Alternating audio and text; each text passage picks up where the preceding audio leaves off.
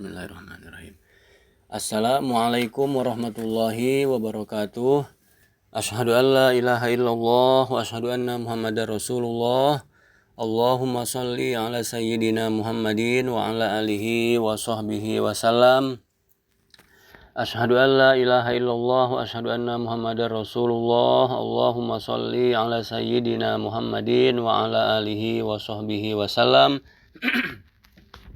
Asyhadu an la ilaha illallah wa asyhadu anna Muhammadar Rasulullah. Allahumma shalli ala sayyidina Muhammadin wa ala alihi wa sahbihi wasallim.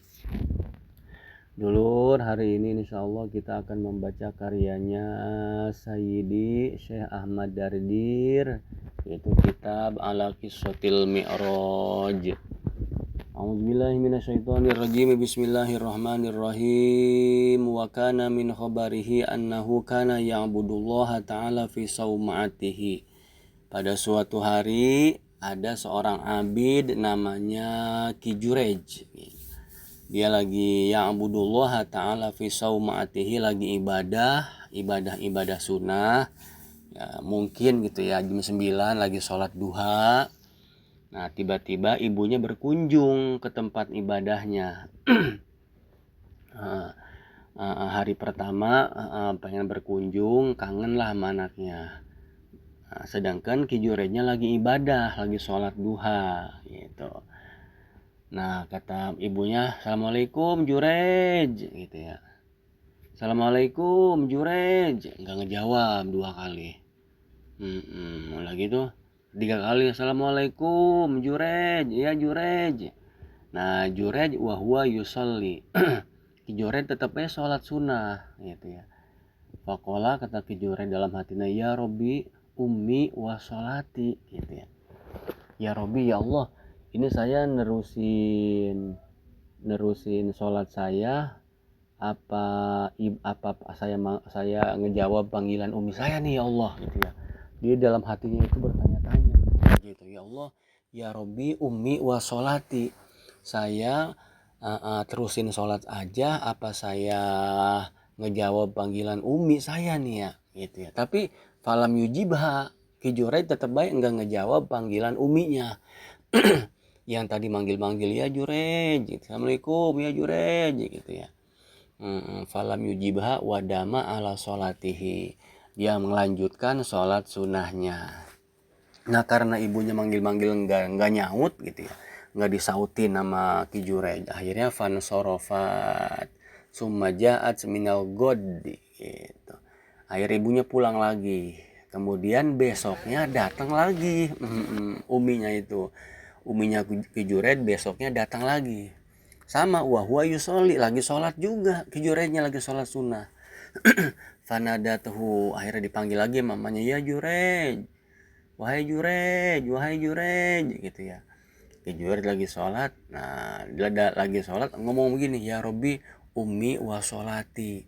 "Ya Robbi, ya Allah, saya nurusin sholat apa saya ngejawab panggilan umi saya nih ya," gitu ya. Tapi tetap alam yujibha, enggak dijawab gitu ya, uminya enggak dijawab.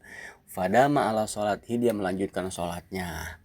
Nah, akhirnya karena enggak dijawab lagi, emaknya pulang lagi, fansorofat faja'at minal god. Besoknya datang lagi sama seperti itu, enggak dijawab juga, dipanggil-panggil Jurej enggak dijawab. Akhirnya emaknya kesel, ngedoa.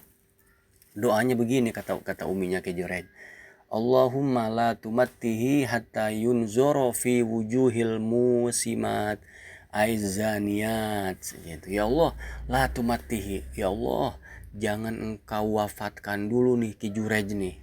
Jangan engkau matikan dulu Jurej nih ya Allah.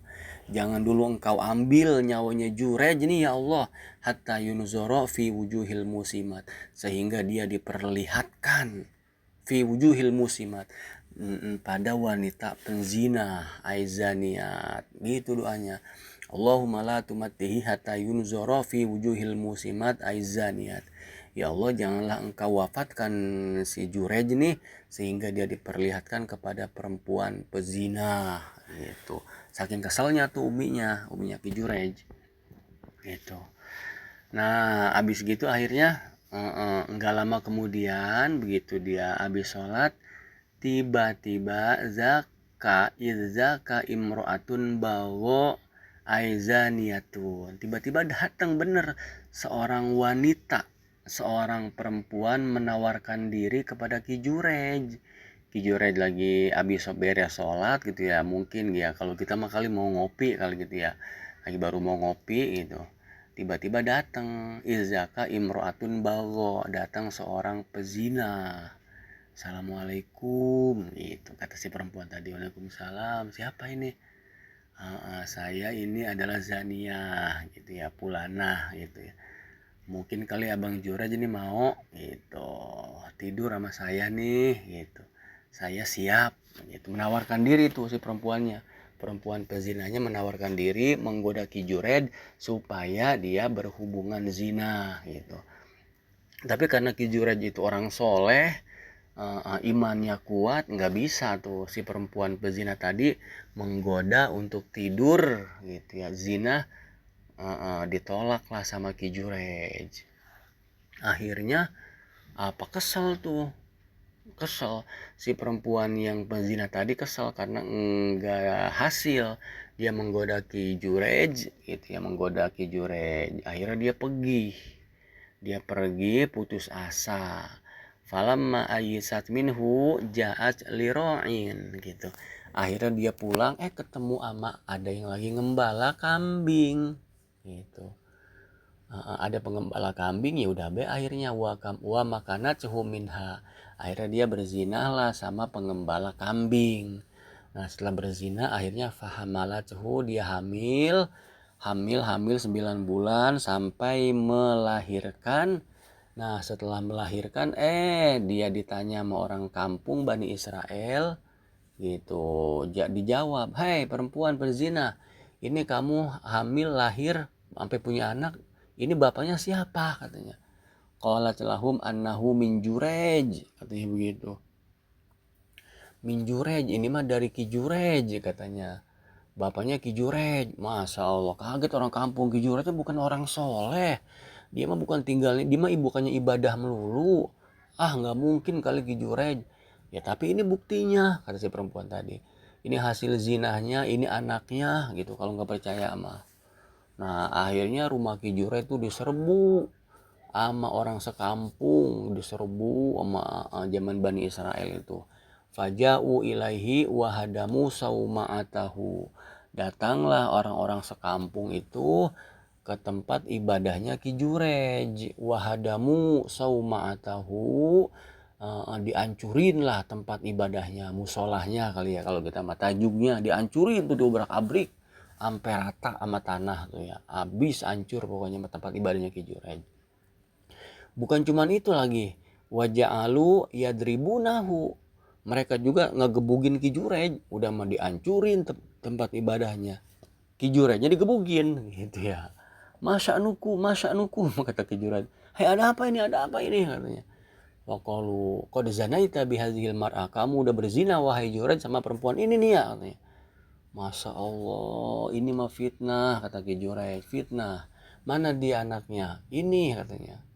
Ya udah, kalau emang saya dituduh berzina, kalau emang saya dituduh ini anak saya, begini katanya.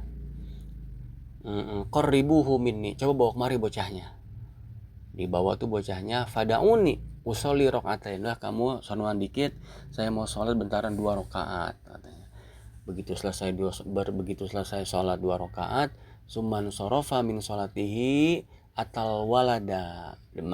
Anak-anak yang baru lahir tadi itu ditanya sama Ki Jurej, padahal umurnya baru 2 hari 3 harian mungkin gitu ya. Pokoknya lah belum wajarnya lah, nggak sewajarnya bisa ngomong itu bayi gitu ya, baru lahir banget, paling seminggu lah mungkin gitu ya, kurang lebih gitu. Nah ditanyalah sama Ki Jurej, wahai walad man abuka katanya.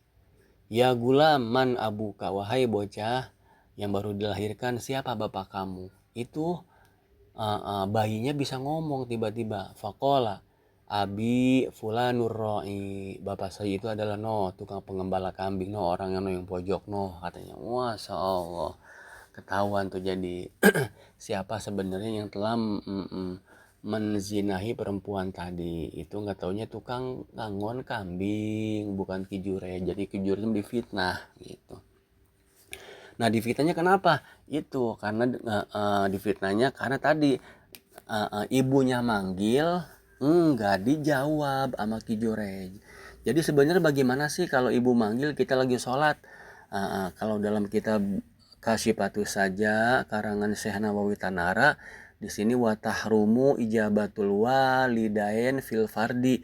Memang haram kalau kita ngejawab kalau kita lagi sholat fardu, sholat wajib, sholat johor gitu ya, atau sholat asar, maghrib, isya, subuh, kita dipanggil sama orang tua, watahrumu haram kita ngejawab panggilan orang tua. Kalau lagi sholat fardu mah haram memang. Jadi lanjut bae sholat. Kalau bisa mah bacaannya gedein biar kedengeran sama yang manggil. Nah kalau sholat sunnah bagaimana? Watajuzu finapli. Kalau sholat sunnah mah kudu udah batalin bae malah wahia afdolu, lebih utama kita menjawab panggilan orang tua daripada kita sholat. Wallahu a'lam bishawab. Ilahil marji wal ma'ab. Wassalamualaikum warahmatullahi wabarakatuh.